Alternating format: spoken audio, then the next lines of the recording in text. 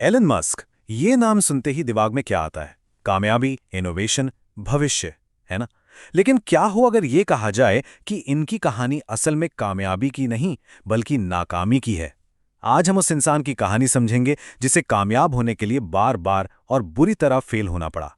देखिए, आज की तारीख में तो एलन मस्क का नाम सफलता का दूसरा नाम बन चुका है। जब भी कोई उनका जिक्र करता है तो भविष्य की टेक्नोलॉजी, स्पेस में रॉकेट, मतलब दुनिया बदल देने वाले बड़े बड़े आइडियाज ही जहन में आते हैं। वो आज सफलता का एक जीता जागता प्रतीक हैं। पर यह तस्वीर, जैसा कि हम देखेंगे, कहानी का सिर्फ एक पहलू है। तो फिर सवाल ये उठता है कि इस शानदार कामयाबी की कीमत क्या थी?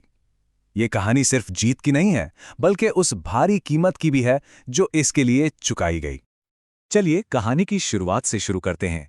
ये किसी हाईटेक लैब या सिलिकॉन वैली से शुरू नहीं होती, बल्कि साउथ अफ्रीका के एक छोटे से शहर से शुरू होती है। एक ऐसा लड़का जो ऐसे सपने देख रहा था जो बाकी दुनिया को नामुमकिन से लगते थे। पता है उस दौर में लोग उन्हें क्या कहते थे? पागल और असंभव सोचने वाला। उनके आइडियाज इतने बड़े और अपने वक्त से इतने आगे थे कि ज्यादातर लोगों के लिए उन पर यकीन करना भी मुश्किल था। और इसी पागलपन वाली सोच ने उन्हें एक ऐसे रास्ते पर लाकर खड़ा कर दिया जो आसान जीतों से नहीं, बल्कि एक के बाद एक लगातार आने वाली मुश्किलों और नाकामियों से भरा था। आइए एक नज़र डालते हैं कि उन्हें किन किन बड़ी असफलताओं का सामना करना पड़ा। आने वाले कुछ साल उनके लिए किसी अग्नि परीक्षा से कम नहीं थे। 1995 में ज़िप्टो से लेकर 2004 में टेस्ला तक उनका हर नया कदम अपने साथ एक नई, लगभग नामुमकिन सी लगने वाली चुनौती लेकर आया। उनकी जो सबसे पहली कंपनी थी ज़िप्टो, वो एक बार नहीं, दो बार नहीं, बल्कि कई बार बंद होने के कगार पर आ गई थी। उसे बस किसी तरह चलाते रहना ही अपने आप में एक रोज का संघर्ष बन गया था। फिर आया पेपैल, एक ऐसा प्रोजेक्ट जिसमें उन्होंने अपनी पूरी जान लगा दी थी। और हुआ क्या? उन्हें अपनी ही बनाई हुई कंपनी से बाहर का रास्ता दिखा दिया गया।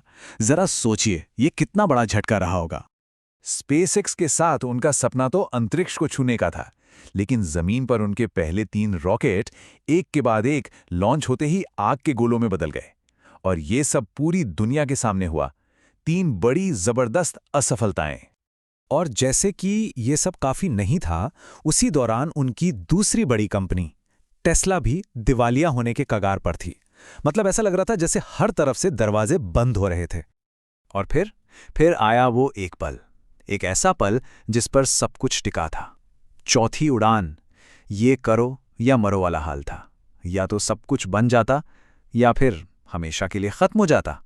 मस्क ने खुद कहा है, जब कोई चीज आपके लिए बहुत जरूरी होती है तो आप उसे करते हैं, भले ही हालात आपके खिलाफ क्यों ना हो। और उस एक पल में यही सोच उन पर हावी थी। उन्होंने अपना बचा खुचा सारा पैसा इसी एक दांव पर लगा दिया। ये उनका आखिरी दांव था। इसके बाद कोई दूसरा मौका नहीं मिलने वाला था। कोई प्लान बी नहीं था। सब कुछ सिर्फ इस एक नंबर पर निर्भर था।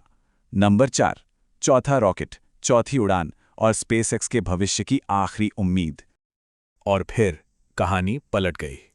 नाकामियों के उसी समंदर में से एक जीत निकली, और उस एक कामयाबी ने हार के पूरे इतिहास को नए सिरे से लिख दिया। और उस एक सफलता से क्या बना? आज का SpaceX, Tesla, Neuralink, the boring company और एक्स। ये जो पूरा साम्राज्य आज हम देखते हैं, ये सब उसी एक कामयाब उड़ान की नींव पर खड़ा है। तो इस पूरे सफर से हम क्या सीख सकते हैं? रिस्क लेने का साहस, असफलता को स्वीकार करने की हिम्मत, एक बहुत दूर की सोच रखने की क्षमता, और सबसे जरूरी, कभी भी हार न मानने का जज्बा। आखिर में शायद यही सच है कि कामयाबी का असली मतलब कभी न गिरना है ही नहीं, बल्कि हर बार गिरकर दोबारा उठ खड़े होना है। क्योंकि जो 100 बार गिरता है, वही तो 101वीं बार आसमान छूता है।